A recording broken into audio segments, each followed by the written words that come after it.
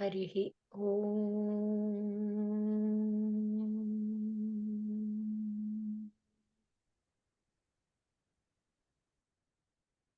भद्रं कर्णेभिः शृणुयाम देवाः, भद्रं पश्येमाक्षभिर्यजत्राः, स्थिरैरङ्गैस्तुष्टुवागुंसस्तनूभिः, व्यशेम देवहितं यदायुः। स्वस्ति न वृद्धो स्वस्ति न स्वस्ति न इन्द्रो वृद्धश्रवाः, स्वस्ति नः पूषा विश्ववेदाः, स्वस्ति नस्तार्क्ष्यो अरिष्टनेमिः, स्वस्ति नो बृहस्पतिर्दधातु। ॐ शान्ति शान्ति शान्तिः। शन्नो मित्रः शं वरुणः, शन्नो भवत्वर्यमा, शन्न इन्द्रो बृहस्पतिः, शन्नो विष्णुरुक्रमः।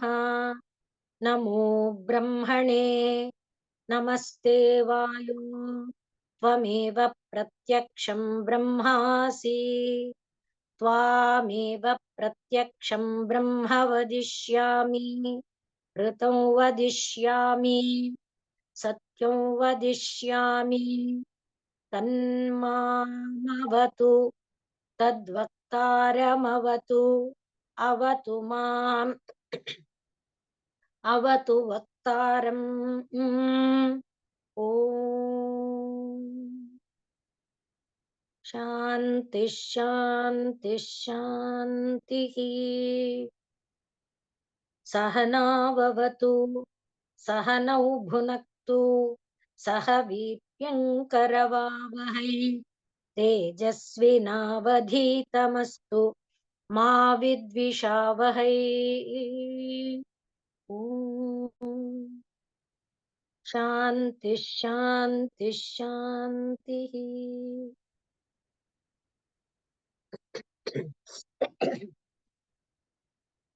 छन्दांसि यज्ञाः क्रतवो व्रतानि, भूतं भव्यं यच्च वेदा वदन्ति, अस्मान् मायी सृजते विश्वमेतत्, तस्मिंश्च अन्यो ಮಾಯೆಯ ಸನ್ನಿರುದ್ಧಃ.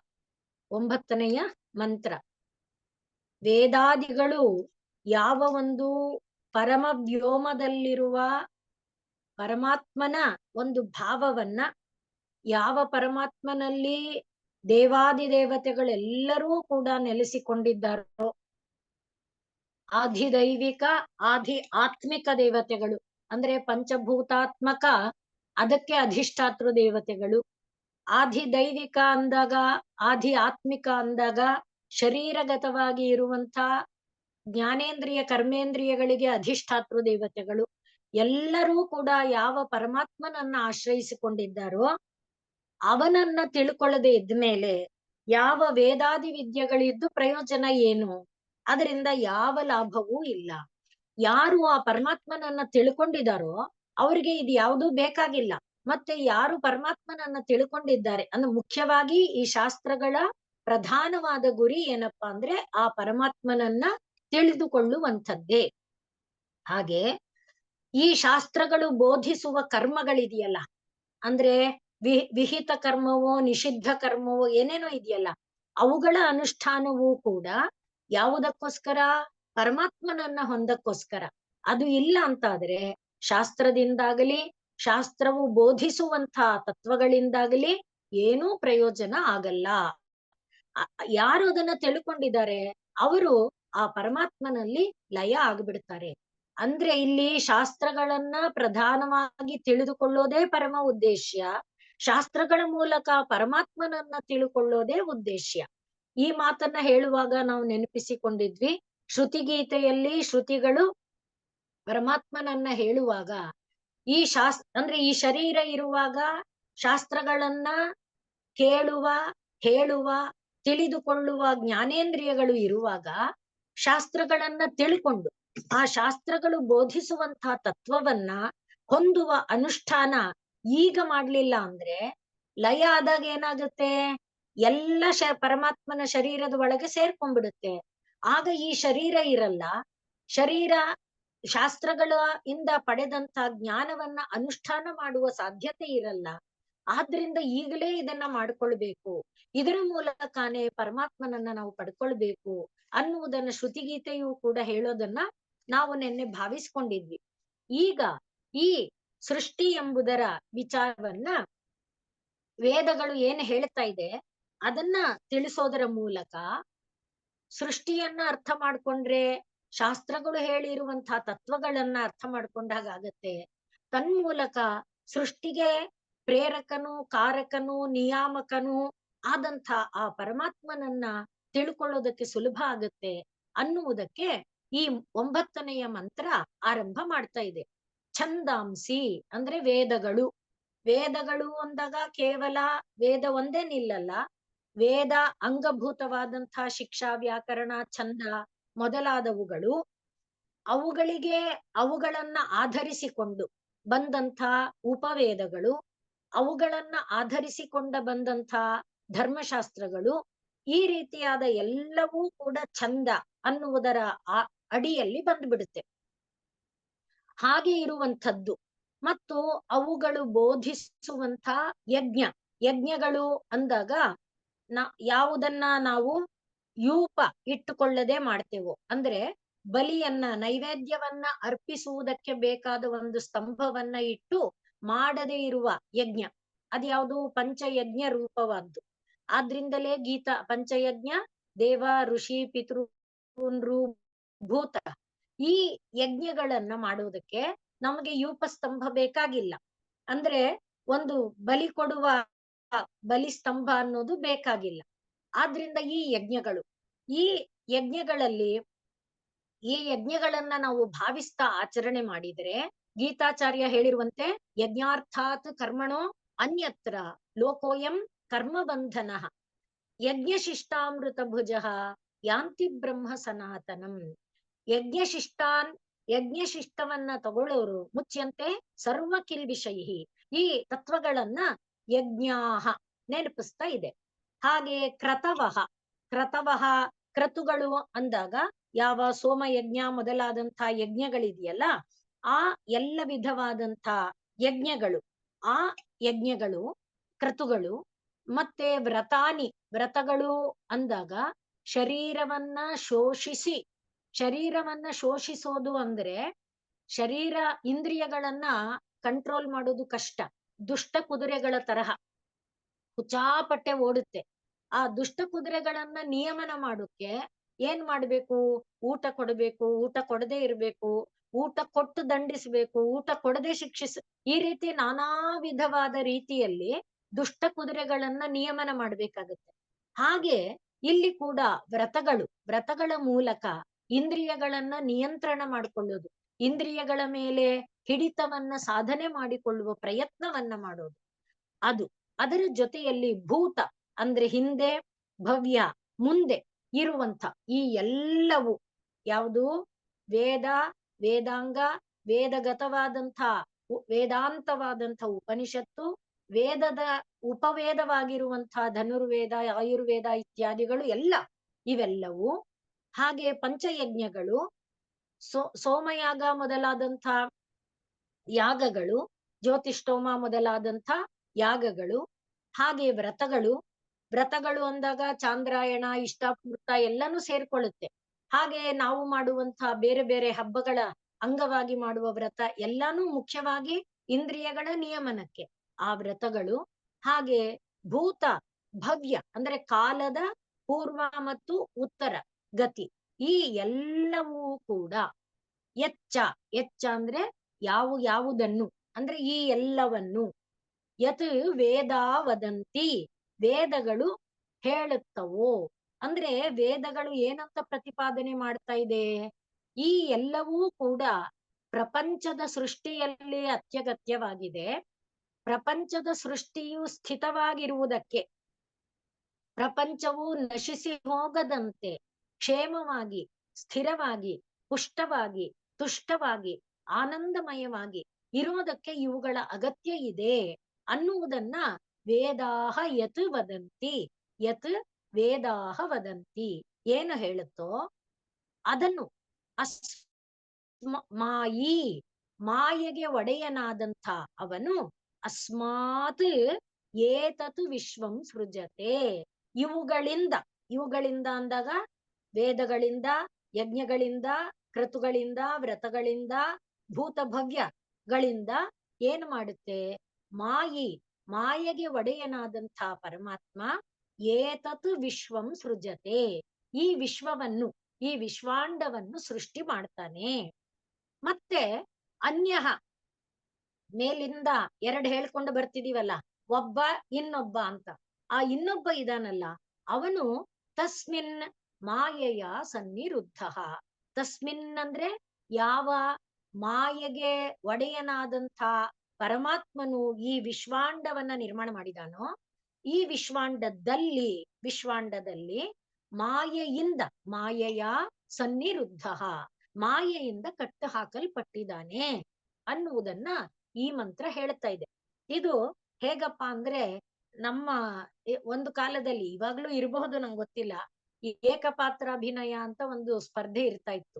ಹಾಗೆ ಮಾಡುವಾಗ ಇಲ್ಲಿ ನಿಂತರೆ ಹಿರಣ್ಯಕಶಿಪು, ಇಲ್ಲಿ ನಿಂತರೆ ಪ್ರಹ್ಲಾದ, ಇಲ್ಲಿ ನಿಂತರೆ ಯಚ್ಚಮ ನಾಯಕ, ಇಲ್ಲಿ ಹಾಗೆ ಅಂದ್ರೆ ಆಯಾ ಜಾಗದಲ್ಲಿ ಒಬ್ನೇ ಎರಡೂ ಕೆಲಸ ನಿರ್ವಹಿಸ್ತಾನಲ್ಲ. ಹಾಗೆ ಮಾಯೆಗೆ ಒಡೆಯನಾದವನು ಒಬ್ಬ, ಒಬ್ಬ ಮಾಯೆಯ ಕಟ್ಟಿನೊಳಗೆ ಸಿಲುಕಿಕೊಂಡಿರುವವನು ಒಬ್ಬ. ಆ ಎರಡೂ ಕೂಡ ಯಾರು? ಒಬ್ನೇ. ಅದನ್ನ ಈ ಮಂತ್ರ ಹೇಳ್ತಾ ಇದೆ. ಅಂದ್ರೆ ಯಾರು ಮಾಯೆಯ ಕಟ್ಟಿನಲ್ಲಿ ಸಿಲುಕಾಕೊಂಡಿದ್ದಾನೋ ಅವನು, ಮಾಯೆಯ ಮೇಲೆ ಕಂಟ್ರೋಲ್ ಇಟ್ಕೊಂಡಿದ್ದಾನಲ್ಲ ಅವನು ಒಬ್ನೇ, ಬೇರೆ ಬೇರೆ ಅಲ್ಲ. ಹಾಗಾದ್ರೆ ಇದೆಲ್ಲ ಏನು ಅನ್ನುವ ಗೋಜಲು ನಮ್ಮ ಮನಸ್ಸಿನಲ್ಲಿ ಸಾಮಾನ್ಯವಾಗಿ ಬರುತ್ತೆ, ಪ್ರತಿಯೊಬ್ಬನ ಮನಸ್ಸಿನಲ್ಲೂ ಬರುತ್ತೆ. ಆದ್ರಿಂದಲೇ ದುರ್ಗಾ ಸಪ್ತಶತಿಗೆ ಮಾಹಾತ್ಮ್ಯ ಇರೋದೇ ಆ ಜಾಗದಲ್ಲಿ. ದುರ್ಗಾ ಸಪ್ತಶತಿ ಸುಮ್ಮನೆ ಏನು ಮಧುಕೈಟಭರನ್ನ ಕೊಂದಿದ್ದು, ಚಂಡಮುಂಡರನ್ನ ಕೊಂದಿದ್ದು, ಮಹಿಷನನ್ನ ಕೊಂದಿದ್ದು ಬರೀ ಕೊಂದಿದ್ದಷ್ಟ ಅಲ್ಲ. ಅಲ್ಲಿ ತಾತ್ವಿಕವಾದ ಹಿನ್ನೆಲೆಯನ್ನ ನಾವು ಗಮನಿಸಿಕೊಂಡಾಗಲೇ ಅದರ ಮಹಿಮೆ ನಮಗೆ ಅರ್ಥ ಆಗೋದು. ಸುರಥ ಸಮಾಧಿ ಇಬ್ರಿದ್ದಾರೆ. ಸುರಥ ರಾಜ್ಯವನ್ನ ಕಳ್ಕೊಂಡಿದ್ದಾನೆ, ಅದರಲ್ಲಿ ಅವನದೇ ಬಂಧು, ಅವನದೇ ಮಂತ್ರಿಗಳು, ಅವನದೇ ಸೇವಕ ವರ್ಗ ಅವನಿಗೆ ಮೋಸ ಮಾಡಿ ಅವನ ಕೋಶ ಇತ್ಯಾದಿಗಳನ್ನ ಕಸ್ಕೊಂಡಿದ್ದಾರೆ. ಸಮಾಧಿಗೆ ಅವನದೇ ಬಂಧುಗಳು, ಅವನದೇ ಹೆಂಡತಿ, ಅವನದೇ ಮಕ್ಕಳು, ಅವನು ಕಷ್ಟಪಟ್ಟು ಸಂಪಾದಿಸಿದ ಹಣವನ್ನೆಲ್ಲ ಕಿತ್ಕೊಂಡು ಹೊರಗ ದಬ್ಬಿದ್ದಾರೆ. ಇವನಿಗೆ ಯಾರು ಹೊರಗೆ ದಬ್ಬಿಲ್ಲ, ಇವನೇ ಬಂದ, ಹೊರಗೆ ಬಂದ. ಇವರಿಬ್ಬರಿಗೂ ಗೊತ್ತಿದೆ ಏನಂತ, ಕಾಡಿನಲ್ಲಿ ಸಂಚಾರ ಮಾಡ್ತಾ ಇದ್ದಾರೆ. ಸುರಥ ತಾನು ಈ ರೀತಿ ತನಗೆ ಮೋಸ ಮಾಡಿದ್ರಲ್ಲ, ಮೊದಲು ಶತ್ರುಗಳಿಂದ ಸೋಲಾಯ್ತು, ಇಲ್ಲಿಯವರೆಗೆ ಅವನು ಯಾರಿಗೂ ಸೋತವನಲ್ಲ, ಅಂತ ಅಪ್ರತಿಮ ಬಲಶಾಲಿಯಾದವನು. ಅಂಥದು ಕೋಲಾ ವಿಧ್ವಂಸಿ ಅನ್ನುವ ಶತ್ರುಗಳಿಂದ ಸೋಲಿಸಲ್ಪಟ್ಟ. ಹಾಗೆ ಸೋಲಿಸಲ್ಪಟ್ಟು ತನ್ನ ದೇಶಕ್ಕೆ ಬಂದು ನೆಮ್ಮದಿಯಾಗಿರೋಣ ಅಂದ್ರೆ ತನ್ನದೇ ಸೇವಕ ವರ್ಗ ತನಗೆ ಮೋಸ ಮಾಡಿದ್ರು. ಆಗ ಅವನು ಕುದುರೆ, ಇದು ಬೇಟೆ ನೆಪ ಮಾಡ್ಕೊಂಡು ಕುದುರೆ ಹತ್ಕೊಂಡು ಕಾಡಿಗೆ ಬಂದ. ಕಾಡಿನಲ್ಲಿ ಓಡಾಡ್ತಾ ಓಡಾಡ್ತಾ ಒಂದು ನೆಮ್ಮದಿಯ ಜಾಗವನ್ನ ಕಂಡ. ಆ ನೆಮ್ಮದಿಯ ಜಾಗ ಯಾವ್ದಾಗಿತ್ತು? ಒಬ್ಬ ಋಷಿಗೆ ಸೇರಿದ್ದಾಗಿತ್ತು. ಆ ಋಷಿಯ ಆಶ್ರಮದಲ್ಲಿ ಬೇಕಾದಷ್ಟು ಋಷಿಗಳು ಆ ಮಹಾ ಋಷಿಯ ಅಡಿಯಲ್ಲಿ ಅಧ್ಯಯನ ಮಾಡ್ತಾ ಇದ್ರು, ಮಾರ್ಗದರ್ಶನ ಪಡೀತಾ ಇದ್ರು. ಇವನನ್ನು ರಾಜ ಕೇಳ್ದ, ಅಯ್ಯೋ ಇಲ್ಲಿ ಇದೇನಪ್ಪ ತೊಂದ್ರೆ ಇಲ್ಲ, ನಿಂಗೆ ಎಷ್ಟು ದಿನ ಬೇಕು ಅಷ್ಟು ದಿನ ಇರು, ಹಾಯಾಗಿರು, ಆರಾಮಕ್ಕಿರು ಅಂತ ಮಂತ್ರಿ ಇವರು ಋಷಿಗಳು ಹೇಳಿದ್ರು. ಹಾಗಾಗಿ ರಾಜ ಓಡಾಡ್ತಾ ಇದ್ದಾನೆ ಕಾಡಿನಲ್ಲಿ, ಎಲ್ಲೆಲ್ಲಿ ಕೂತ್ಕೋತಾನೆ, ಎಲ್ಲೆಲ್ಲಿ ಹೋಗ್ತಾನೆ, ಏನೇನು ಮಾಡ್ತಾನೆ. ಅವನ ಮನಸ್ಸಿನಲ್ಲಿ ಎಲ್ಲ ನಾನು ಎಷ್ಟು ಕಷ್ಟಪಟ್ಟು ಈ ಕೋಶವನ್ನ ಸಂಗ್ರಹ ಮಾಡಿ ಇಟ್ಟಿದ್ದೆ, ಇದನ್ನ ಪ್ರಜೆಗಳಿಗೆ ಒಳಿತು ಮಾಡ್ಬೇಕು, ಪ್ರಜೆಗಳಿಗೆ ಹಿತ ಮಾಡ್ಬೇಕು ಅಂತ ಇಟ್ಟಿದ್ದೆ. ನನ್ನ ಸೇವಕ ವರ್ಗ ಅದನ್ನ ದುರುಪಯೋಗ ಮಾಡ್ಕೊಳ್ತಿದ್ದಾರೇನೋ, ನನ್ನ ಶತ್ರುಗಳು ನಾನು ಕುಳಿತಂತ ಸಿಂಹಾಸನದಲ್ಲಿ ಕುಳಿತುಕೋತಾರೆ, ಇದೇ ರೀತಿಯ ಚಿಂತನೆ ಎಲ್ಲೆಲ್ಲಿ ಹೋದ್ರು ಅವನನ್ನ ಸುತ್ತುತ್ತಾ ಇದೆ. ಹಾಗೆ ಸುತ್ತುತ್ತಾ ಇರುವಾಗ ಒಂದು ದಿವಸ ಇನ್ನೊಬ್ಬ ಇಷ್ಟು ದಿನ ನೋಡೇ ಇಲ್ಲ. ಇನ್ನೊಬ್ಬ ಕಂಡ. ಅರೆ, ನೀನ್ ಯಾರಪ್ಪ? ನಾ ಎಷ್ಟು ಕಾಲದಿಂದ ಈ ಆಶ್ರಮದ ಪರಿಸರದಲ್ಲಿ ಸುತ್ತಾಡ್ತಿದ್ದೀನಿ, ಯಾವತ್ತೂ ನೋಡಿಲ್ವಲ್ಲ. ನೀನ್ ಯಾರು? ಎಲ್ಲಿಂದ ಬಂದೆ? ಯಾಕೆ ಬಂದೆ? ಅವನು ತನ್ನ ವಿಚಾರ ಹೇಳ್ಕೊಂಡ. ಏನಂತ? ನಾನು ತುಂಬಾ ಸಂಪಾದಿಸಿದ್ದೆ, ದೊಡ್ಡ ಧನಿಕರ ಮನೆಯಲ್ಲೇ ಹುಟ್ಟಿದ್ದೆ, ಎಲ್ಲವನ್ನು ಕಿತ್ಕೊಂಡು ಹೆಂಡತಿ ಮಕ್ಕಳು ಹೊರಗಟ್ಟಿದ್ದಾರೆ. ಆದ್ರೆ ಸರಿ, ತಲೆ ಮೇಲೆ ಯಾಕೆ ಕೈ ಹೊತ್ಕೊಂಡಿದೀಯಾ? ಏನ್ ನಿನ್ ಚಿಂತೆ? ನನ್ನ ಮಕ್ಕಳನ್ನ, ನನ್ನ ಮಕ್ಕಳು ನನ್ನ ಹೆಂಡತಿನ ಚೆನ್ನಾಗಿ ನೋಡ್ಕೋತಿದಾರೋ ಇಲ್ವೋ? ನಾನು ಕಷ್ಟಪಟ್ಟು ಸಂಪಾದಿಸಿದ ಹಣವನ್ನ ನನ್ನ ಮಕ್ಕಳು ಸರಿಯಾಗಿ ವಿನಿಯೋಗ ಮಾಡ್ಕೊಳ್ಳದೆ ಅವರವರಲ್ಲೇ ಹೊಡೆದಾಡ್ತಿದಾರೋ? ಅಲ್ಲಪ್ಪ, ನಿನ್ನ ಹೊಡೆದು ಬಡ್ದು ಅಟ್ಟಿರೋರ್ ಬಗ್ಗೆ ನಿನಗೆ ಯಾಕೆ ಚಿಂತೆ? ಹೌದು, ನನಗೂ ಗೊತ್ತಿದೆ ನಾನು ಇವ್ರ ಬಗ್ಗೆ ಚಿಂತೆ ಮಾಡಬಾರ್ದು ಅಂತ. ಆದ್ರೆ ನನ್ನ ಮನಸ್ಸು ಅವರೊಳಗೇ ಚಿಂತೆ ಮಾಡುತ್ತೆ, ಯಾಕೋ ನನ್ಗೆ ಗೊತ್ತಿಲ್ಲ. ಆಗ ರಾಜ ಹೇಳ್ದ, ಹೌದು, ನನಗೂ ಗೊತ್ತು ಈಗ ಚಿಂತೆ ಮಾಡಿ ಪ್ರಯೋಜನ ಇಲ್ಲ ಅಂತ. ಆದ್ರೂ ನನ್ನ ಮನಸ್ಸು ನನ್ನ ರಾಜ್ಯ, ನನ್ನ ಕೋಶ, ನನ್ನ ಸೇನೆ, ನನ್ನ ಆನೆ ಇದನ್ನೇ ಚಿಂತೆ ಮಾಡುತ್ತೆ, ನನ್ನ ಸೇವಕ ವರ್ಗ, ನನ್ನ ಪ್ರಜೆ. ಹಾಗಾದ್ರೆ ನಾವಿಬ್ಬರೂ ಹೋಗಿ ಆ ಋಷಿಯನ್ನ ಕೇಳೋಣ. ಈಗ ಅವರು ಸುಮೇಧ ಅನ್ನೋ ಋಷಿಯ ಹತ್ರ ಬಂದ್ರು. ಅದಕ್ಕೆ ಈ ಪಾಯಿಂಟ್ ಅಲ್ಲಿಗೆ ಸೇರುತ್ತೆ. ಆದ್ರಿಂದಲೇ ನಮಗೆ ದುರ್ಗಾ ಸಪ್ತಶತಿಯ ಮೌಲ್ಯ ಅಲ್ಲಿ ಅರ್ಥ ಆಗೋದು. ಇಬ್ಬರೂ ಕೂಡ ನಮ್ಮನ್ನೇ ಪ್ರತಿನಿಧಿಸ್ತಾ ಇದ್ದಾರೆ. ಹೆಸರು ಸುರಥ ಅಂದಾಗ ಉತ್ತಮವಾದ ರಥ ಅಂದ್ರೆ ಶರೀರ, ರಥ ಅನ್ನೋದು ಶರೀರ ತಾನೆ. ಅದು ಕಠ ಉಪನಿಷತ್ತಿನಲ್ಲಿ ಅದೇ ದೃಷ್ಟಾಂತ ಕೊಟ್ಟಿದ್ದಾರೆ. ಉತ್ತಮವಾದ ಈ ಶರೀರನ್ನ ಪಡೆದು ಧಾರ್ಮಿಕವಾದ ಬದುಕನ್ನ ಬದುಕ್ತಾ ಇದ್ರು ಇಂಥ ಒಂದು ಆಘಾತ ಆಯ್ತಲ್ಲ ಸುರಥನಿಗೆ. ಇನ್ನು ಸಮಾಧಿಗೆ ಅವನು ಆ ರೀತಿಯಾಗಿ ಸಮಾಧಿ ಅಂದಾಗ ದುಡ್ಡಿನೊಳಗೇ ಸೇರ್ಕೊಂಡ್ಬಿಟ್ಟಿದ್ದಾನೆ. ದುಡ್ಡು ದುಡ್ಡು ದುಡ್ಡು ದುಡ್ಡು ಆ ರೀತಿ. ಹಾಗೆ ನಾವು ಆಸ್ತಿ ಯಾವ್ದಾದ್ರೂ ಒಂದು ಕಂಡ್ಕೊಂಡು ಒದ್ದಾಡ್ತೇವೆ, ಮಕ್ಕಳು ಮೊಮ್ಮಕ್ಕಳು ಯಾವ್ದಕ್ಕೋ. ಆ ರೀತಿಯಾಗಿ ಇಬ್ಬರ ಒಂದು ಇವರು ಇಡೀ ವಿಶ್ವಾಂಡದ ಪ್ರತಿನಿಧಿಯಾಗಿ. ಆದ್ರಿಂದ ಅವರು ಬಂದು ಋಷಿಯನ್ನ ಕೇಳಿದಾಗ ಋಷಿ ಹೇಳಿದ್ರಪ್ಪ, ಈ ಜ್ಞಾನ ಎಲ್ಲರಿಗೂ ಇದೆ, ಎಲ್ಲಾರು ಕೂಡ ಬದುಕ್ತಾರೆ. ಇಲ್ಲಿ ಅದನ್ನ ನೋಡ್ತಿರೋದು. ಒಬ್ಬ ಮಾಯಿ ಇನ್ನೊಬ್ಬ ಮಾಯೆಯ ಸನ್ನಿರುದ್ಧ. ಆ ಮಾತಿಗೆ ಈಗ ಸುಮೇಧ ಋಷಿ ಹೇಳ್ತಾ ಇದ್ದಾರೆ, ಆ ಮಾಯಾ ಅನ್ನುವವಳು ಇದ್ದಾಳಲ್ಲ, ಅವಳು ಜ್ಞಾನಿನಾಮಪಿ ಚೇತಾಂಸಿ ಬಲಾದ ಆಕೃಷ್ಯ. ಅವಳೇನ್ ಮಾಡ್ತಾಳೆ? ಮಹಾ ಮಾಯಾ ಮೋಹಾಯ ಪ್ರಯಚ್ಛತಿ. ಎಲ್ಲರನ್ನೂ ಮೋಹದ ಜಾಲದಲ್ಲಿ ಬೀಳಿಸಿ ಬೀಳಿಸಿ ಹಾಕ್ತಾಳೆ. ಯಾಕೆ? ಏನು ಪ್ರಯೋಜನ ಅವಳಿಗೆ? ಅವಳಿಗಿದ್ರಿಂದ ಏನೂ ಪ್ರಯೋಜನ ಇಲ್ಲ. ಇದು ಮಾಯೆಗೆ ಅಧಿಕಾರಿಯಾಗಿರುವಂತ ಮಾಯೆಯ ಅಪೇಕ್ಷೆ, ಮಾಯೆಯ ಒಂದು ಸಂಕಲ್ಪ. ಅದೇ ಅವಳೇ ಸಾ ವಿದ್ಯಾ ಪರಮಾ, ಅವಳೇ ಪರಮ, ಅವಳೇ ವಿದ್ಯೆ, ಅವಳ ಮುಕ್ತೇ ಹೇತುಭೂತ.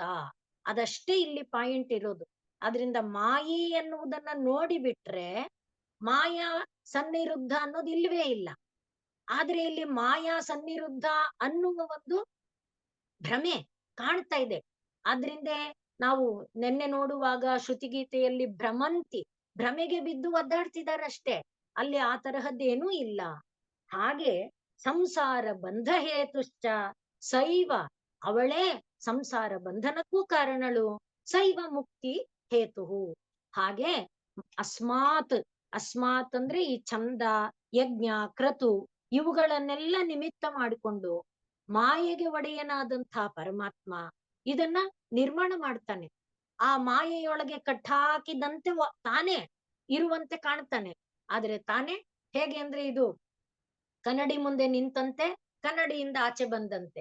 ಕನ್ನಡಿ ಮುಂದೆ ನಿಂತಾಗ ತನ್ನದೇ ಪ್ರತಿಬಿಂಬ ಕಾಣುತ್ತೆ, ಕನ್ನಡಿಯಿಂದ ದೂರ ಸರಿದ್ರೆ, ಇದನ್ನ ನಾವು ಭಾಗವತದಲ್ಲಿ ಉದ್ಧವ ಗೀತೆಯಲ್ಲಿ ನೋಡಿದ್ವಿ. ಹೇಗೆ ನಾವು ನಮ್ಮ ಮನಸ್ಸು ಇಂದ್ರಿಯ ಬುದ್ಧಿಗಳ ಅಲ್ಲಿ ಪ್ರತಿಬಿಂಬ ಬೀಳ್ತಾ ಇದೆಯಲ್ಲ, ಅದರಿಂದ ಹೊರಗೆ ಬರೋದು ಹೇಗೆ? ಇಂದ್ರಿಯಗಳಿಂದ ಆಚೆ, ಮನಸ್ಸಿನಿಂದ ಆಚೆ. ಆ ರೀತಿಯಲ್ಲಿ ಈ ಒಂದು ಮಂತ್ರ ಹೇಳ್ತಾ ಇದೆ. ಆದ್ರಿಂದ ಮಾಯಿ, ಮಾಯೆಗೆ ಒಡೆಯನಾದಂಥ ಪರಮಾತ್ಮ, ಅಥವಾ ಮಾಯೆಯನ್ನು ಹೊಂದಿರುವ ಅಂದ್ರೆ ಮಾಯಾ ಉಪಾಧಿ ಸಹಿತನಾದ, ಮಾಯಾ ಉಪಾಧಿ ಸಹಿತನಾದಂಥ ಪರಮಾತ್ಮ ಅಂದ್ರೆ ಈಶ್ವರನು ಛಂದಾಂಸಿ ಯಜ್ಞಾಹ ಕ್ರತವಃ ವ್ರತಾನಿ ಭೂತಂ ಭವ್ಯಂ ಇತ್ಯಾದಿಯಾಗಿ ವೇದಗಳು ಏನ್ ಹೇಳ್ತಾ ಇದೆಯೋ, ವೇದ ಯತ್ ವದಂತಿ ಇದಿಷ್ಟೇ ಅಲ್ಲ, ಇದು ಸುಮ್ನೆ ಒಂದು ಎಕ್ಸ್ಟ್ರಾ ಎಟ್ಸೆಟ್ರಾ ಅಂತ, ಅದೊಂದು ಪಟ್ಟಿ ಅಷ್ಟೇ. ಇವುಗಳನ್ನ ಯಾವುದನ್ನ ವೇದಗಳು ಹೇಳ್ತಾ ಇದ್ಯೋ, ಅಸ್ಮಾತ್ ಇದನ್ನೆಲ್ಲ ಉಪಯೋಗಿಸಿಕೊಂಡು, ಇವುಗಳನ್ನ ಉಪಯೋಗಿಸಿಕೊಂಡು ಏತತ್ ವಿಶ್ವಂ ಸೃಜತೆ, ಈ ವಿಶ್ವಾಂಡದ ಸೃಷ್ಟಿಯನ್ನ ಮಾಡ್ತಾನೆ. ಆಮೇಲೆ ತಸ್ಮಿನ್, ಆ ವಿಶ್ವದಲ್ಲಿ ಮಾಯೆಯ ಸನ್ನಿರುದ್ಧ, ಮಾಯೆಯಿಂದ ಕಟ್ಟಿ ಹಾಕಲ್ಪಡ್ತಾನೆ.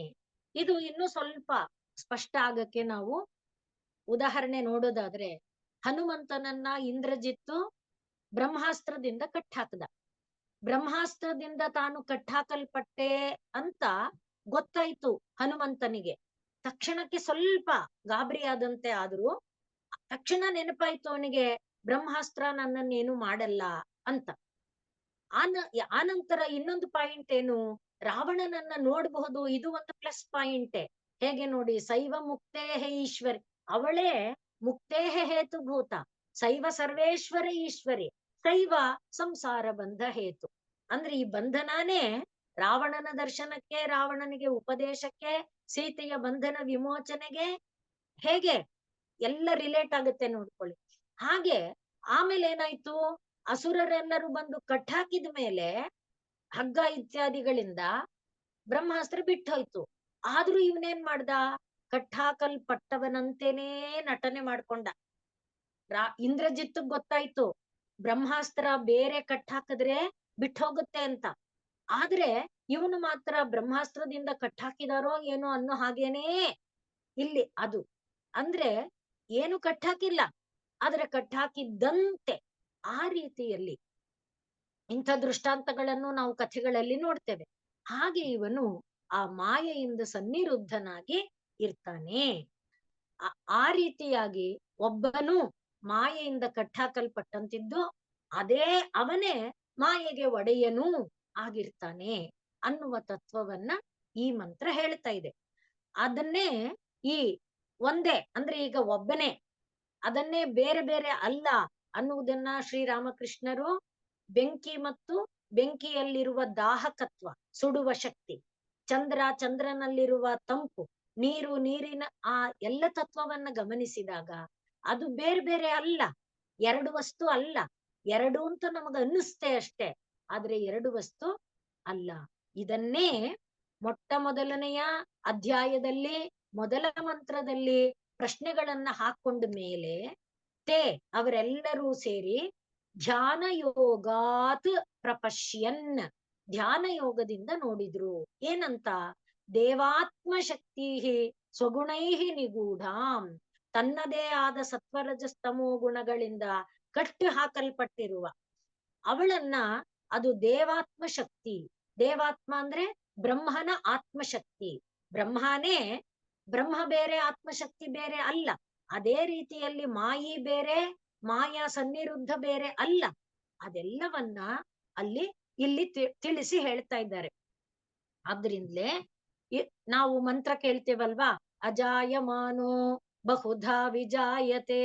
ಅದ್ ಹೆಂಗ್ರಿ ಸಾಧ್ಯ, ಎರಡು ಕಾಂಟ್ರಾಡಿಕ್ಟರಿ ಟರ್ಮ್ಸ್ ಅಲ್ವಾ ಅಂತ ಅನ್ಸುತ್ತೆ. ಹುಟ್ಟಲ್ಲ ಅಂತೀರಿ, ಆದ್ರೆ ನಾನಾ ವಿಧವಾಗಿ ಹುಟ್ಟಿದಾನೆ.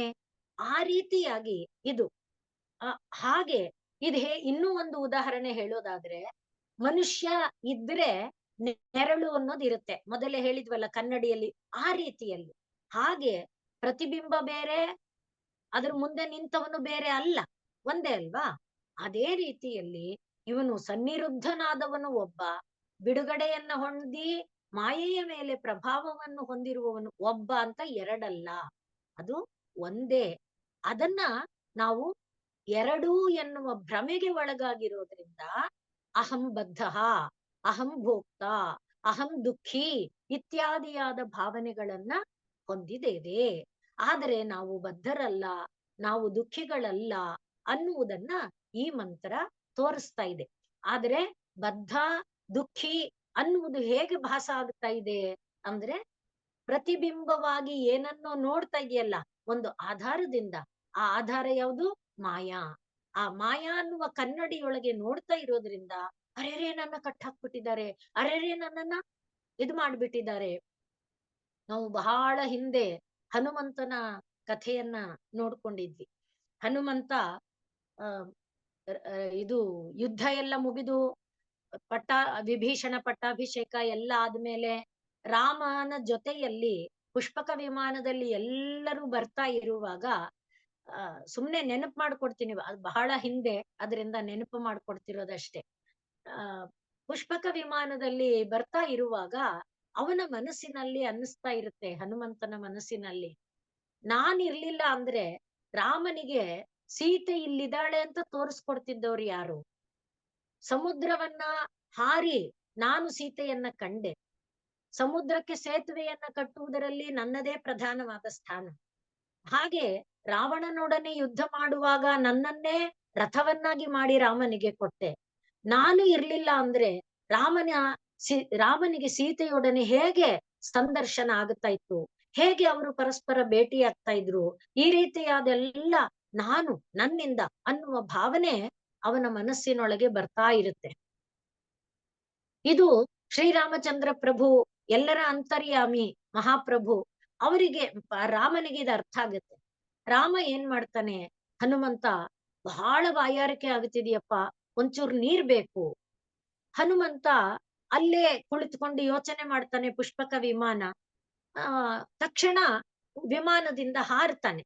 ಹಾರಿದವನು ಒಂದು ಕಾಡು, ಅದು ದಟ್ಟ ಕಾಡು, ಬಹುಶಃ ಯಾವುದೋ ಒಂದು ವಿಂಧ್ಯಾರಣ್ಯ ಅನ್ಕೊಳ್ಳೋಣ, ಯಾಕೆಂದ್ರೆ ಲಂಕೆಯಿಂದ ವಾಪಸ್ ಬರ್ತಿದ್ದಾರೆ, ಈಗ ವಿಂಧ್ಯಾರಣ್ಯ ಆಮೇಲೆ ಸರಿಯು ಆ ಕಡೆಗೆ ಹೋಗುತ್ತಾನೆ. ಸುಮ್ನೆ ಉದಾಹರಣೆ ಅಷ್ಟೇ. ಅಲ್ಲಿ ಎಲ್ಲಿ ಹುಡುಕಿದ್ರು ನೀರಿನ ಸ್ಪರ್ಶನೇ ಕಾಣ್ತಾ ಇಲ್ಲ. ಕೊನೆಗೆ ಎತ್ತರವಾದ ಒಂದು ಮರವನ್ನ ಏರಿ ನೀರೆಲ್ಲಿದೆ ನೀರಿನ ಹಕ್ಕಿಗಳೆಲ್ಲಾದ್ರೂ ಆ ತರ ನೋಡಿ ನೋಡಿ ಕೊನೆಗೆ ಒಂದು ಜಾಗದಲ್ಲಿ ನೀರು ಸಿಕ್ತು ಅಂತ ಅನ್ನಿಸಿ ಅವನು ಆ ನೀರಿನ ಒಂದು ಕೊಳಕ್ಕೆ ಹೋಗಿ, ಅರೆರೆ ಹೆಂಗ ನೀರು ತಗೊಂಡೋಗೋದು, ಏನು ತಂದೆ ಇಲ್ವಲ್ಲ. ಆಮೇಲೆ ಕೊಳದಲ್ಲೇ ಒಂದು ಎಲೆ ಕಾಣ್ತು, ಆ ಎಲೆಯನ್ನೇ ಪೊಟ್ಟಣ ಮಾಡಿ ನೀರನ್ನ ನೀರು ತಗೊಂಡು ಮೇಲ್ ಬರ್ತಾನೆ. ಒಬ್ಬ ಧಾಪ ಎತ್ತರ ಗಾತ್ರದ ದೊಡ್ಡ ದಡೂತಿ ವ್ಯಕ್ತಿ ನಿಂತು ಬಿಟ್ಟಿದ್ದಾನೆ. ನಮ್ಮ ಅನುಮತಿ ಇಲ್ಲದೆ ನೀರ್ ಯಾಕೆ ಮುಟ್ಟದೆ? ಈ ನೀರನ್ನ ಮುಟ್ಟೋದಕ್ಕೆ ನಮ್ಮ ಒಡತಿ ಅನುಮತಿ ತಗೊಳ್ಬೇಕು. ನೀನು ಹಾಗೆ ಮಾಡಿದ್ರಿಂದ ಈಗ ಶಿಕ್ಷಾರ್ಹ, ನೀನು ನಡಿ ಅಂತ ಹೇಳಿ ಅವನನ್ನ ಬಲವಾಗಿ ಹಿಡಿದು ಆ ದಡೂತಿ ವ್ಯಕ್ತಿ ಹನುಮಂತನನ್ನ, ಅವನು ಹೇಳ್ತಾನೆ, ಒಂಚೂರು ಬಾಯಾರಿಕೆಪ್ಪ ನೀರ್ ಇಲ್ಲ, ನೀನ್ ಅನುಮತಿ ಇಲ್ಲದೆ, ನಮ್ಮ ಒಡತಿಯ ಅನುಮತಿ ಇಲ್ಲದೆ ಮಾಡಿದ ಅಪರಾಧಕ್ಕೆ ಮೊದಲು ಒಡತಿಯ ಅನುಮತಿ, ಅಲ್ಲಿ ನಡಿ ನೀನು ಅಂತ ಎಳಕೊಂಡು ಬರ್ತಾನೆ. ಹಾಗೆ ಎಳಕೊಂಡು ಬಂದು ಒಡತಿಗೆ ಹೇಳ್ತಾನೆ, ಇವನಿಂತ ಅಪರಾಧ ಮಾಡಿದಾನೆ, ಅವನನ್ನು ಕಟ್ಟಾಕು, ನಾಳೆ ಅವನು ನನಗೆ ಊಟಕ್ಕಾಗ್ತಾನೆ ಅಂತ ಒಡತಿ ಆಜ್ಞೆ ಮಾಡ್ತಾಳೆ. ಈಗ ಆ ಹನುಮಂತನನ್ನ ಒಂದು ದೊಡ್ಡ ಇದರ ತರಹದ ಜಾಗ, ಏನಂತಾರೆ ಕ್ವಾಡ್ರ್ಯಾಂಗಲ್, ಆ ರೀತಿಯ ಒಂದು ದೊಡ್ಡ ಜಾಗ, ಬೇಕಾದಷ್ಟು ಕಂಬಗಳಿದೆ. ಆ ಜಾಗದಲ್ಲಿ ಒಂದು ಕಂಬಕ್ಕೆ ತಂದು ಹನುಮಂತನನ್ನ ಕಟ್ಟಾಕದ ಆ ದಡೂತಿ ವ್ಯಕ್ತಿ. ಇವನಿಗೆ ಕೈಯೊಳಗೆ ಪೊಟ್ಟಣ ಮಾಡಿಕೊಂಡ ಎಲೆಯಲ್ಲಿ ಪೊಟ್ಟಣ ಮಾಡ್ಕೊಂಡ ನೀರು ಹಾಗೇ ಇದೆ. ಮೊದಲಿಗೆ ಅವನು ಯಾವ ಕಡೆಗೆ ನೋಡ್ಲಿಲ್ಲ. ಅವನಿಗೆ ಅಯ್ಯೋ ರಾಮ ನೀರು ಬೇಕು ಅಂದ, ನನ್ನ ಒಡೆಯನಿಗೆ ನೀರು ಕೊಡ್ಲಿಲ್ವಲ್ಲ ಅನ್ನುವ ದುಃಖ ಭಾಸ ಆಗ್ತಾ ಇದೆ. ಹಾಗೆ ಆ ಚಿಂತೆಯಿಂದ ಹೀಗೆ ಪಕ್ಕೆ ನೋಡ್ದ, ಪಕ್ಕದಲ್ಲೊಂದು ಕಂಬ ಇದೆ, ಕಂಬಕ್ಕೊಬ್ಬ ಹನುಮಂತ ಇದ್ದಾನೆ. ಈ ಕಡೆ ನೋಡ್ದ, ಅಲ್ಲೊಂದು ಕಂಬ ಇದೆ, ಅಲ್ಲೊಬ್ಬ ಹನುಮಂತ ಇದ್ದಾನೆ. ಅಲ್ಲಿ ನೋಡ್ದ, ಅಲ್ಲೊಂದು ಕಂಬ ಇದೆ, ಅಲ್ಲೊಬ್ಬ ಹನುಮಂತ ಇದ್ದಾನೆ. ಆ ಕಡೆ ನೋಡ್ದ, ಹಾಗೆ ನೋಡ್ತಾನೆ ಎಷ್ಟು ರಾಶಿ ಕಂಬಗಳು, ಅಷ್ಟೂ ರಾಶಿ ಕಂಬಗಳಲ್ಲಿ ಹನುಮಂತರು ಒಬ್ಬೊಬ್ಬರು ಇದ್ದಾರೆ.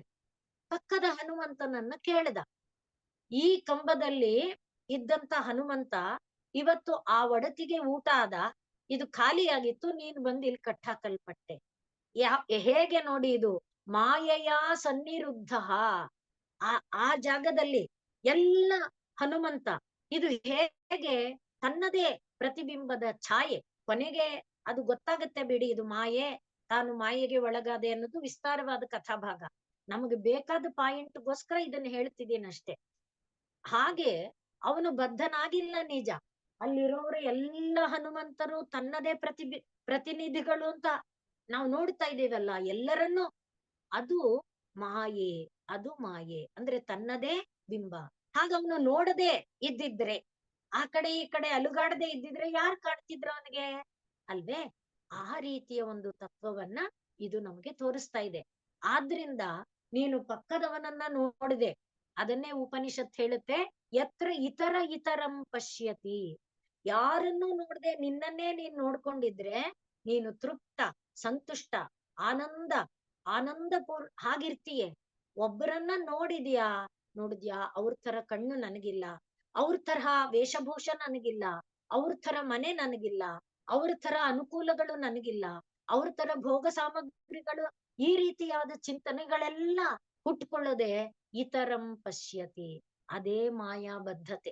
ಅದೇ ತಾನೇ ಕಟ್ಟಾಕಲ್ ಪಡೋದು ಅಂದ್ರೆ, ಅದು ತಾನೇ ನಮ್ಮನ್ನ ಕಟ್ಟುತ್ತೆ. ಆದ್ರಿಂದ ಅದೇ ಹನುಮ ಈಚೆ ಆಚೆ ತಿರುಗದೆ ಇದ್ದಿದ್ರೆ ಯಾರು ನೋಡ್ತಾ, ಅಂದ್ರೆ ಅವನಿಗೆ ಯಾವ ಹನುಮನು ಕಾಣ್ತಾ ಇರ್ಲಿಲ್ಲ. ಆ ರೀತಿಯಲ್ಲಿ ಮಾಯೆಯ ಸನ್ನಿರುದ್ಧ ಅಂದಾಗ ನಾವು ಬಿಂಬವನ್ನ ಕನ್ನಡಿ ಮುಂದೆ ನಿಲ್ಲಿಸಿ ನೋಡಿದಾಗ ಪ್ರತಿಬಿಂಬ ಕಾಣ್ಲೇಬೇಕು. ಆದ್ರಿಂದ ಕನ್ನಡಿ ಅನ್ನುವುದು ಮಾಯೆ. ಅದರಿಂದ ಆಚೆ ಬಂದ್ರೆ ಮಾಯೆಯಿಂದ ಬದ್ಧ ಇಲ್ಲ, ಮಾಯಾ ಮೇಲೆ ಒಡೆತನ. ಕನ್ನಡಿ ಮುಂದೆ ನಿಂತಿದ್ರೆ ಮಾಯಾ ಸನ್ನಿರುದ್ಧ. ಆದ್ರೆ ಇರೋದು ಯಾರು? ಒಬ್ಬನೇ. ಅದನ್ನ ಈ ಮಂತ್ರ ಹೇಳ್ತಾ ಇದೆ. ಆದ್ರಿಂದ ಛಂದಾಂಸಿ ಯಜ್ಞಾಹ ಕ್ರತವಃ ವ್ರತಾನಿ ಭೂತಂ ಭವ್ಯಂ ಇತ್ಯಾದಿ ವೇದಾಹ ಯತ್ ವದಂತಿ. ವೇದಗಳು ಸೃಷ್ಟಿ ಮೂಲ ಇವೆಲ್ಲವೂ, ಸೃಷ್ಟಿಯಲ್ಲಿ ಇದರದೆಲ್ಲದರದು ಪಾತ್ರ ಇದೆ ಇತ್ಯಾದಿಯಾಗಿ ಏನು ಹೇಳುತ್ತೋ ಅದೆಲ್ಲವನ್ನ ಬಳಸಿಕೊಂಡು ಅಸ್ಮಾತ್, ಅಸ್ಮಾತ್ ಮಾಯಿ, ಅಸ್ಮಾನ್ ಮಾಯಿ ಅಂತ ನಕಾರ ಬಂದಿದೆ, ಮಾ ಮುಂದೆ ಇರೋದ್ರಿಂದ ಅಸ್ಮಾತ್, ಆ ಈ ಎಲ್ಲವನ್ನ ಬಳಸಿಕೊಂಡು ಮಾಯಿ, ಮಾಯೆಗೆ ಒಡೆಯನಾದಂಥ ಪರಮಾತ್ಮನು ಏತತ್ ವಿಶ್ವಂ ಸೃಜತಿ, ಈ ವಿಶ್ವಾಂಡವನ್ನ ಸೃಷ್ಟಿ ಮಾಡ್ತಾನೆ. ತಸ್ಮಿನ್, ಆ ಮಾಯೆಯ ಒಳಗಡೆ ಅಥವಾ ಈ ವಿಶ್ವಾಂಡದ ಒಳಗಡೆ ಮಾಯೆಯ ಸನ್ನಿರುದ್ಧ ಅನ್ಯಃ, ಮಾಯೆಯಿಂದ ಕಟ್ಟಿ ಹಾಕಲ್ಪಟ್ಟವನು ಬೇರೆಯವನು ಎನ್ನುವ ಭಾವನೆಯಲ್ಲಿಲ್ಲ, ಆ ಮಾತುಗಳಿಲ್ಲ. ಅದು ತಿಳ್ಕೊಳ್ಬೇಕಷ್ಟೆ. ಆದ್ರಿಂದ ಅವನು ಬೇರೆಯವನು ಅಂತ ಅನ್ನಿಸ್ತಾ ಇದೆ. ಅವನು ಬೇರೆಯವನು ಅಂತ ಅನ್ಕೊಳ್ದೆ ಇದ್ರೆ ಶ್ರೀಮಾತೆಯವರು ಹೇಳುವಂತೆ no one is a stranger, ಎಲ್ಲರೂ ನೀನೇಪ್ಪ, ಎಲ್ಲರೂ ನಿನ್ನದೇ ಪ್ರತಿಬಿಂಬ, ಆಗ ನಿನಗೆ ರಾಗದ್ವೇಷ ಎಲ್ಲಿದೆ ಅಲ್ವಾ?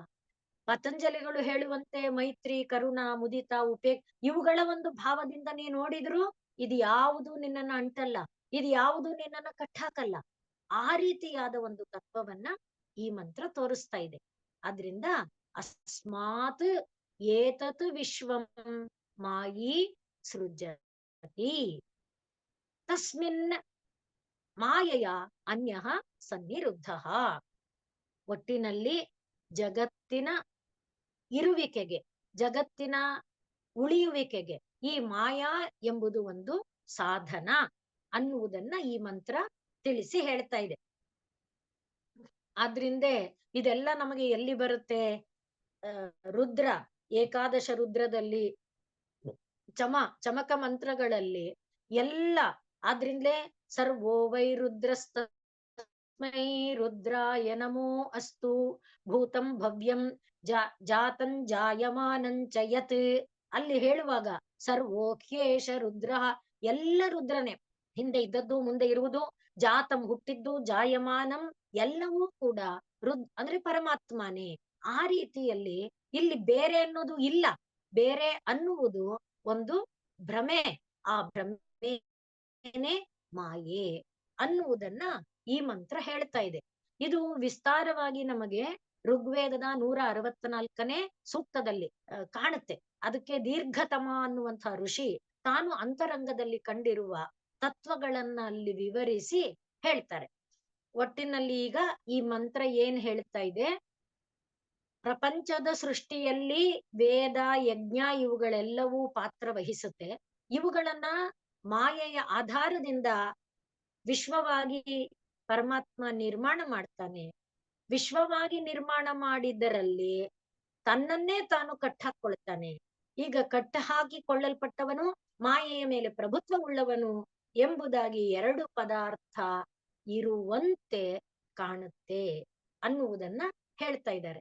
ಅದನ್ನೇ ನಾವು ಸುರಥ ಸಮಾಧಿ ತತ್ವದಲ್ಲಿ ಕೂಡ ತಿಳ್ಕೊಂಡಿದ್ದೇನು. ಅವಶ್ಯತಿ ಜ್ಞಾನಂ, ಬೇಡಿದ್ರೆ ಜ್ಞಾನ ಕೊಡ್ತಾಳೆ. ಯಾಚಿತಾ ದಾಸಿ, ಏನ್ ಕೇಳ್ತೀಯ ಅದನ್ನ, ರಾಜ್ಯ ಬೇಕು ಕೊಡ್ತಾಳೆ.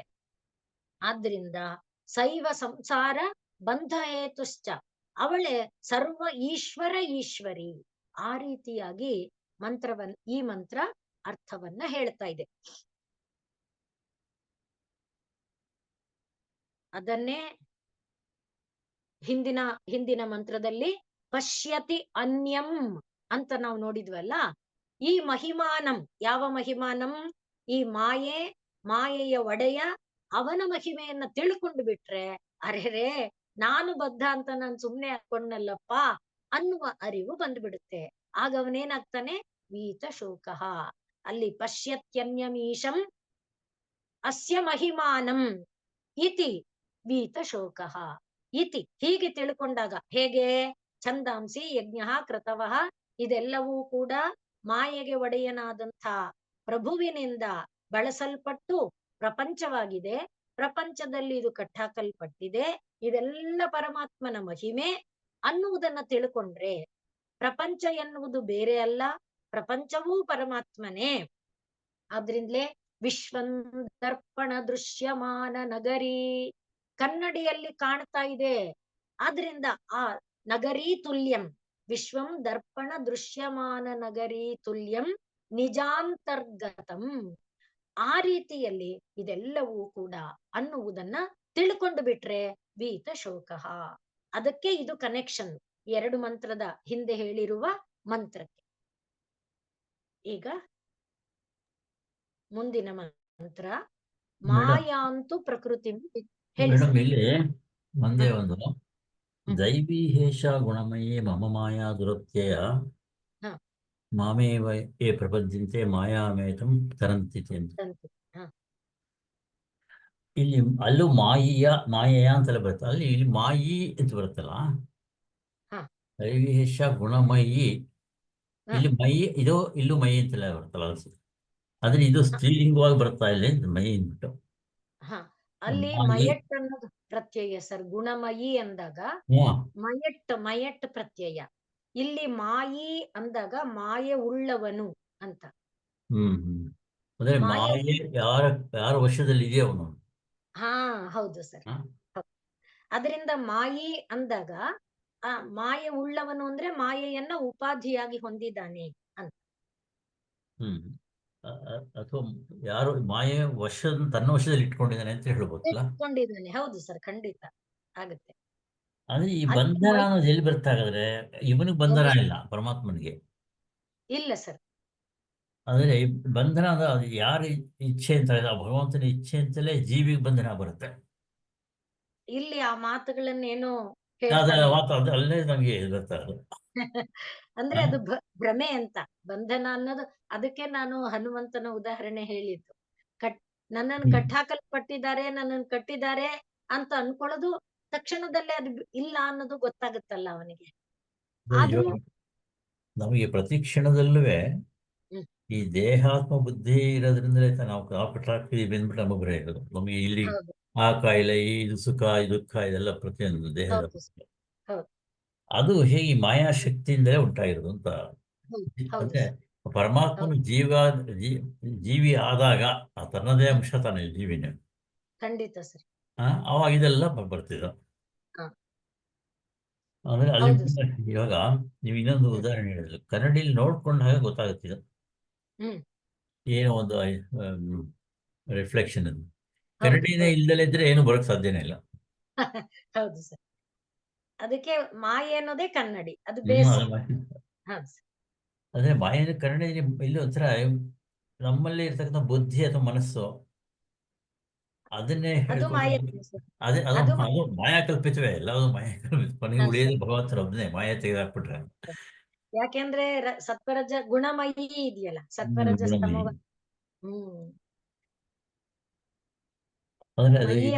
ಮಾಯಿ ಅಕ್ಷರ ಬ್ರಹ್ಮದಿಂದ ಉತ್ಪನ್ನವಾಗಿದೆ ಅಂತ ಹೇಳ್ತಾರೆ ಮಾಯಿ ಅಂದ್ಬಿಟ್ಟು. ಇವೆಲ್ಲ ಹೋದ್ರೆ ಸೃಷ್ಟಿ ಪ್ರತಿಯೊಂದು ಆ ಅಕ್ಷರ ಅವನೊಳಗೆ ಬ್ರಹ್ಮದಿಂದಲೇ ಉತ್ಪನ್ನವಾಗಿವೆ. ಅವನೊಳಗೆ ನೆಲೆಸಿದೆ ಅಂತ ಸರ್. ಅವನೊಳಗೆ ನೆಲೆಸಿದೆ. ಹ್ಮ್ ಆ ಹಿಂದಿನ ಮಂತ್ರ ಹೇಳೋದು ಒಳಗೆ ಯಸ್ಮಿನ್ ದೇವ ಅಧಿವಿಶ್ವೇ ನಿಷೇದುಹು, ಅವನೊಳಗೆ ಇದೆ ಅಂತ.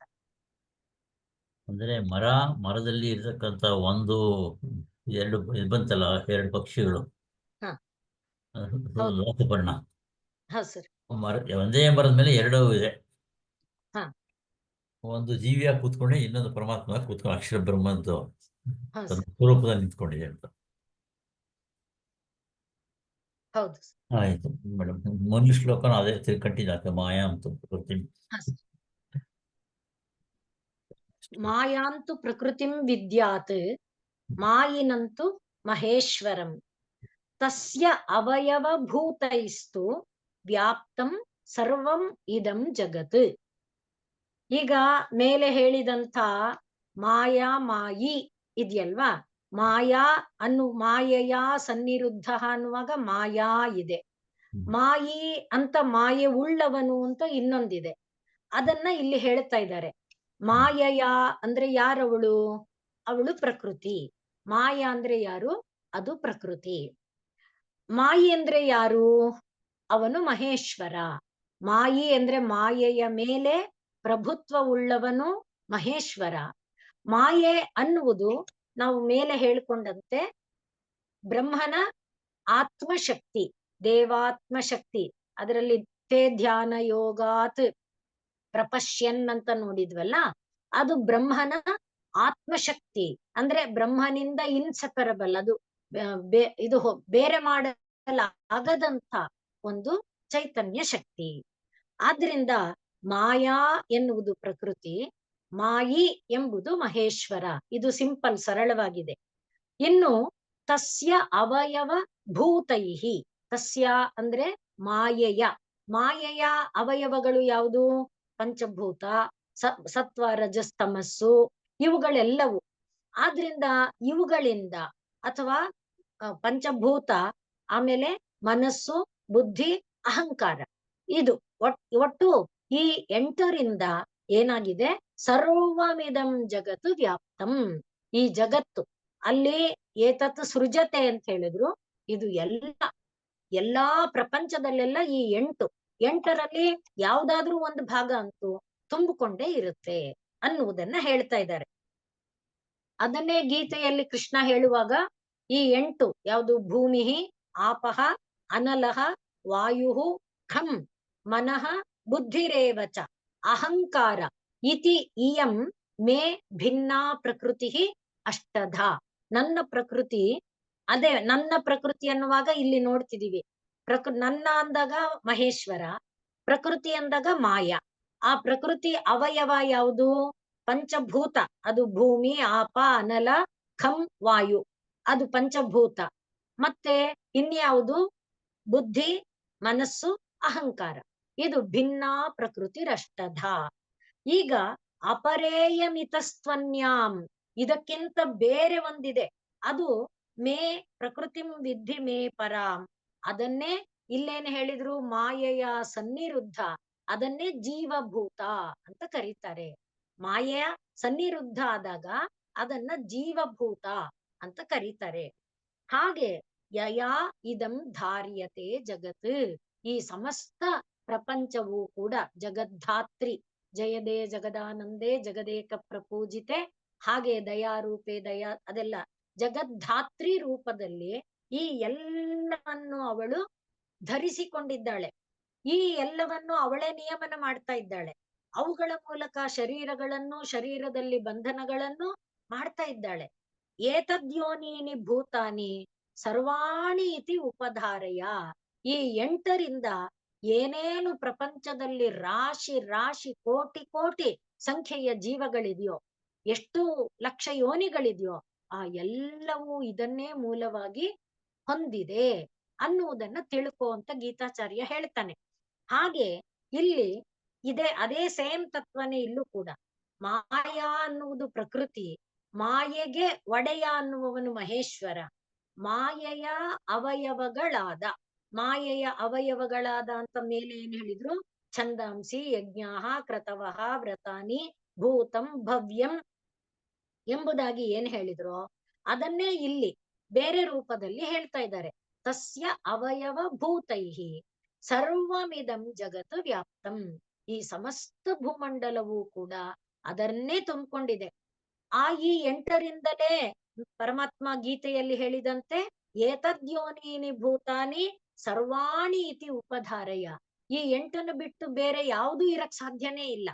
ಆದ್ರಿಂದಲೇ ಕಾಳಿದಾಸ ಕೂಡ ಶಿವನ ಶರೀರವಾಗಿ ಹೇಳುವಾಗ 8 ಅಷ್ಟಾಭಿರವತು ವಹ ತನುಭಿಹಿ ಈ ಶಿವ ಅಂತ ಹೇಳ್ತಾನೆ. ಆ 8 ಶರೀರಗಳ 8 ಶರೀರನೇ ಮಾಯ.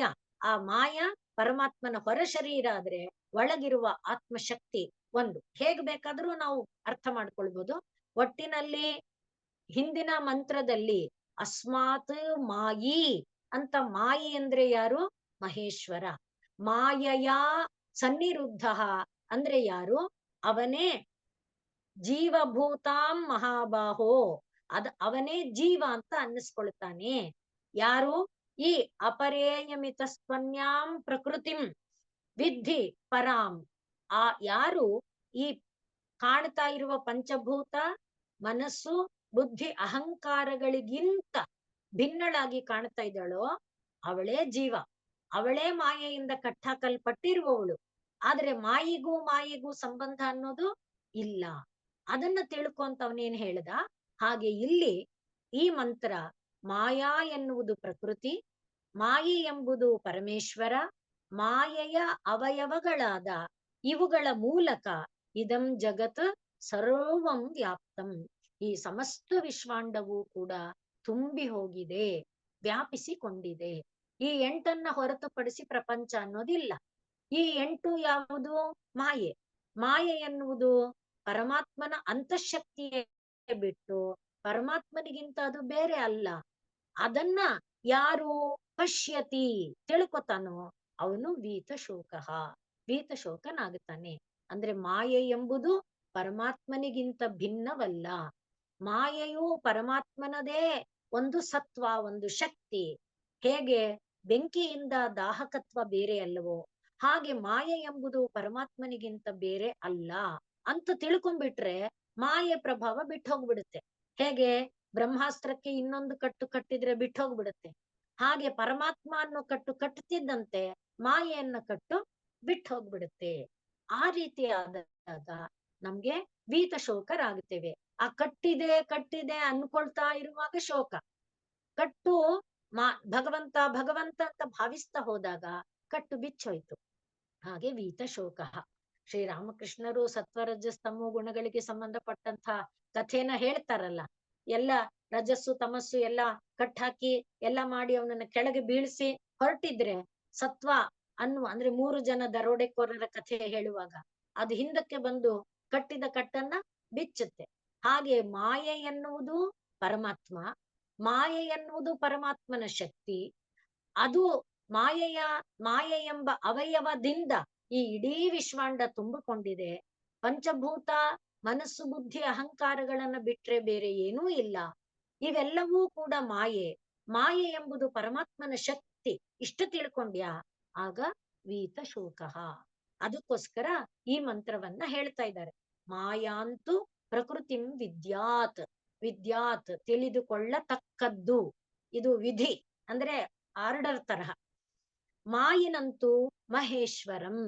ಮಾಯೆ ಎನ್ನುವವನು ಮಹೇಶ್ವರ, ಇದಕ್ಕೆ ಒಡೆಯ. ಮಾಯೆಯ ಮೇಲೆ ಪ್ರಭುತ್ವ ಉಳ್ಳವನು ಅವನು ಮಹೇಶ್ವರ. ಅವನನ್ನ ಮಾಯೆ ಮುಟ್ಟೋದಿಲ್ಲ. ಹೇಗೆ ಬೆಂಕಿಯನ್ನ ಬೆಂಕಿ ಸುಡೋದಿಲ್ಲ, ಹಾಗೆ ಮಾಯೆಗೆ ಒಡೆಯನಾದ ಅವನನ್ನ, ಮಾಯೆ ಅವನೊಳಗೆ ಇರುವುದು ತಾನೆ, ಅವನದೇ ಆತ್ಮಶಕ್ತಿ ತಾನೆ.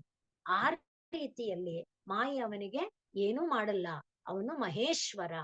ಆ ತಸ್ಯ ಅಂದ್ರೆ ಆ ಮಾಯೆಯ ಅವಯವಭೂತವಾಗಿರುವಂತ ಪಂಚಭೂತ ಚಿತ್ತ ಬುದ್ಧಿ ಅಹಂಕಾರ ಇವುಗಳಿಂದ ಸಮಸ್ತ ವಿಶ್ವಾಂಡ ತುಂಬಿಕೊಂಡಿದೆ.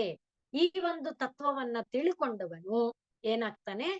ಮಹಿಮಾನಂ ಇತಿ ಪಶ್ಯನ್ ಅನ್ನುವುದನ್ನ ಇದಕ್ಕೆಲ್ಲ ಸೇರಿಸ್ಕೊಳ್ಬಹುದು. ಇದೆಲ್ಲ ಪರಮಾತ್ಮನದೇ ಮಹಿಮೆ ಇದೆಲ್ಲ ಪರಮಾತ್ಮನದೇ ವೈಭವ, ಇದೆಲ್ಲ ಪರಮಾತ್ಮನದೇ ವಿಭೂತಿ ಅನ್ನುವುದನ್ನ ತಿಳ್ಕೊಂಡು ಬಿಟ್ರೆ ಆಗ ಅವನು ಭೀತ ಶೋಕಃ. ಇದು ಯಾರೂ ಪರಮಾತ್ಮನಿಗಿಂತ ಬೇರೆ ಅಲ್ಲ. ನಾನು, ನೀನು, ಅವನು, ಅವಳು, ಅದು, ಇದು ಎಲ್ಲ ಪರಮಾತ್ಮನದೇ ಅಭಿವ್ಯಕ್ತಿ, ವಿಭಿನ್ನ ಅಭಿವ್ಯಕ್ತಿ. ಹೇಗೆ ಒಂದು ಬೀಜದಲ್ಲಿ ಕಾಂಡ, ಕೊಂಬೆ, ಎಲೆ, ಚಿಗುರು, ಹೂವು, ಹೀಚು, ಕಾಯಿ ಇದೆಲ್ಲ ವಿಭಿನ್ನ ಅಭಿವ್ಯಕ್ತಿ. ಬೀಜ ಯಾವುದು? ಒಂದೇ. ಅದೇ ರೀತಿಯಲ್ಲಿ ವಿಭಿನ್ನ ಅಭಿವ್ಯಕ್ತಿಗಳಿದ್ರು ಮೂಲ ಎಲ್ಲ ಒಂದೇ, ಎಲ್ಲ ಒಂದೇ, ಎಲ್ಲ ಪರಮಾತ್ಮ. ಆ ರೀತಿಯಾಗಿ ಯಾರು ತಿಳ್ಕೊಂಡು ಬಿಡ್ತಾನೆ ಆಗ ಅವನು ಭೀತ ಶೋಕಃ, ಶೋಕರಹಿತನಾಗುತ್ತಾನೆ ಅನ್ನುವ ತತ್ವವನ್ನ ಇದು ತಿಳಿಸಿ ಹೇಳ್ತಾ ಇದೆ. ಮೇಲೆ ಯಾರು ಪಶ್ಯತ್ಯನ್ಯಮೀಶಂ ಅಸ್ಯ ಮಹಿಮಾನಂ ಇತಿ ಭೀತ ಶೋಕಃ, ಅದು ಹೇಗೆ ಅನ್ನುವುದಕ್ಕೋಸ್ಕರ ಈ 2 ಮಂತ್ರಗಳ ಮೂಲಕ ಇದೆಲ್ಲವೂ ಕೂಡ ಪರಮಾತ್ಮನ ಮಹಿಮೆ. ಹಾಗೆ ತಿಳ್ಕೊಂಡಾಗ ಈ ಪರಮಾತ್ಮನ ಮಹಿಮೆ ಅಂತ ತಿಳಿದಾಗ ಈ ಬಂಧ ಏನಿದೆ, ಮಾಯೆಯ ಸನ್ನಿರುದ್ಧ ಅನ್ನುವ ಬಂಧ, ಅದು ತಾನೇ ಬಿಟ್ಟು ಹೋಗುತ್ತೆ, ಕಳಚಿ ಹೋಗುತ್ತೆ. ಆಗ ಶೋಕ ಎಂಬುದರ ಸ್ಪರ್ಶ ಯಾರಿಗೂ ಪ್ರಪಂಚದಲ್ಲಿ ಇರುವುದಕ್ಕೆ ಸಾಧ್ಯ ಇಲ್ಲ. ಮಾಯಾಂತು ಪ್ರಕೃತಿಂ ವಿದ್ಯಾತ್ ಮಾಯಿನಂತು ಮಹೇಶ್ವರಂ ತಸ್ಯ ಅವಯವ ಭೂತೈಸ್ತು ವ್ಯಾಪ್ತಂ ಸರ್ವಂ ಇದಂ ಜಗತ್. ಆದ್ರಿಂದ ಪ್ರಪಂಚವನ್ನು ಪರಮಾತ್ಮನದೇ ಆತ್ಮಶಕ್ತಿ ಎಂಬುದಾಗಿ ಕಾಣು. ತನ್ಮೂಲಕ ಯಾವ ಒಂದು ಬಂಧನದಲ್ಲಿ ನೀನು ಸಿಲುಕೊಂಡಿದೀಯೇ ಅನ್ಕೊಂಡಿದೀಯೇ ಆ ಬಂಧನ ತಾನೇ ಬಿಟ್ಟು ಹೋಗುತ್ತೆ. ಹನುಮಂತ ಹೇಗೆ ಯಾವನೋ ದಡೂತಿ ಆಳಿನ ಕೈನಲ್ಲಿ ಸಿಲುಕಿ ಯಾರೋ ಒಬ್ಳು ಒಡತಿಯ ತರಹದಲ್ಲಿ, ಅದು ಹೇಗೆ ಅವನಿಗೆ ಅಂದ್ರೆ, ಒಬ್ಳು ಸ್ವರ್ಣಪ್ರಭೆ ಇರ್ತಾಳಲ್ಲ, ಅವರನ್ನ ಮೊದಲು ಗುಹೆಯಿಂದ ತಪ್ಪಿಸಿದವಳು ಅವಳ ತರಾನೇ. ಅವನಿಗೆ ಆಶ್ಚರ್ಯ, ಏನಮ್ಮ ಅವಾಗ ದೇವತೆ ತರಹ ಇದ್ದೆ, ಈಗ ರಾಕ್ಷಸಿ ತರ ನಮ್ಮನ್ನೆಲ್ಲ ತಿನ್ನೋಳಾಗಿದೀಯಾ, ಈ ರೀತಿ ಅನ್ಸುತ್ತೆ. ಅವಳಿಂದ ಹೇಗೆ ಬಿಡುಗಡೆ? ಆ ರೀತಿಯಲ್ಲಿ ಇದನ್ನ ಭಾವಿಸಿಕೊಂಡಾಗ ಬಿಡುಗಡೆಯೂ ಕೂಡ ಸಾಧ್ಯ ಆಗತ್ತೆ. ಅದನ್ನ ತಿಳ್ಕೋ. ಇದೆಲ್ಲವೂ ಕೂಡ ದೇವಾತ್ಮ ಶಕ್ತಿ, ಇದು ಪರಮಾತ್ಮನ ಶಕ್ತಿ. ಪರಮಾತ್ಮನ ಶಕ್ತಿ ಪರಮಾತ್ಮನಿಗಿಂತ ಬೇರೆ ಅಲ್ಲ. ಹಾಗೆ ತಿಳಿದಾಗ ನಿನ್ನನ್ನು ಶೋಕವು ಬಂಧಿಸುವುದಿಲ್ಲ, ಶೋಕವು ಬಾಧಿಸುವುದಿಲ್ಲ.